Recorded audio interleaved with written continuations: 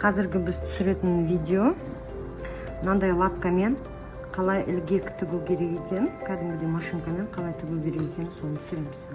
Ілгек болатын жерді біріншіден белгілеп аласыздар. Мысалы үшін мынау шеті, ілгек болатын жері. Где-то бір түйме былай тұру керек деп өздеріңіз былай қарайсыздар. Где-то бір сантиметр, шеттен 1 сантиметрдей болу керек. Сол көлемде болады, негізі. Осы көлемде түйме болу керек. Демек, петля осы жерде болады. Кейін түймелерінің аралықтарын белгілейсіздер, қанша сантиметр. Кем дегенде 7 сантиметр болу керек. 7 сантиметр. Енді ілгекті былай да тігеді. Былай да тігеді. Түймеге есептейсіздер. Мысалы, мынау біздің түйме. Бұл кішкентай болған өзін көрсетпе. Мысалы, мынау біздің түймеміз. Мына шетін біз белгіледік. Енді арғы бетінде осылай белгілейсіздер. Демек, біздің петлямыздың көлемі осындай болу керек. Сосын петляны мынандай да тіге береді. Көресіздер, дайын киімдерде. Тоже аралықтары 7 сантиметр болады да, и осылай да жасай бересіздер. Түйме осы жерден 1 сантиметр көлемінде тұру керек. Осылай сіздерге қазір қалай тігетін көрсетемін. Лапкасын түсіреміз.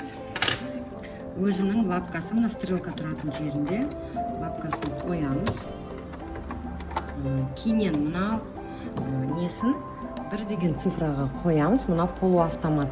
Мына жерде полуавтомат. 1 деген цифраға қоямыз. Мынада 0 мен, мына как раз мына петляның белгісі, 0 мен 1-дің аралығына қоямыз.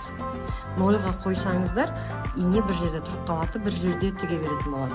Бір болса, араға шығып, қадамы аздау болады, әдемі тұрады. Енді тігеміз. Мынау осы жері петля бітетін жері болу керек та. Демек, кішкене кішірейтеміз мұны. Көрдіңіздер ме? Қыстырған кезде мына жерде петляның көлемі тұру керек. Енді бірінші қадамнан бастап тіге береміз. Машинка өзі тігіп бере береді.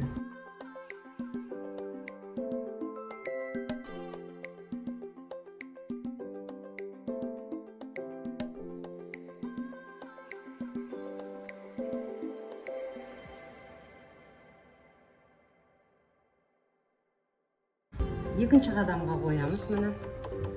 Екінші қадамға ауыстырасыздар. Келесі операция. Өзі тігіп бере береді. Дальше инені көтеріп, үшінші қадамға қоясыздар. Үшінші қадамға қоясыздар да, кішкене матаға көмектесесіздер. Сәл көмектесіздер. Сәл күш бересіздер кішкене.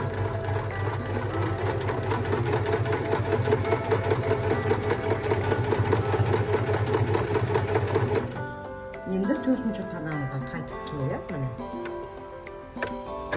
Бұлай. И осылай бассаңыздар, осылай тігіп береді. Мінекей, аян. Осындай сөкішпен, ешқандай қайшымен де емес, осындай сияқты сөкішпен, сосын машинканың комплектациясында жүреді. Осындай ақтар болады ғой. Мынау ұшын тұғып, қатты тігіп жібермеңіздер, қатты күш беріп жіберсеңіздер, петляны қырқып жібересіздер қатты. Матаны айырып жіберуіңіз мүмкін. Осылай қырқу арқылы, қатты емес, сіздің түймеңіз өтетіндей болу керек. Осылай тексересіздер. Артық жіптердің бәрін тазалап, мінекей петля дайын. Мынаусында дәл солай жасайсыздар. Дәл солай, просто былай да болады петля, былай да болады деп айтқан.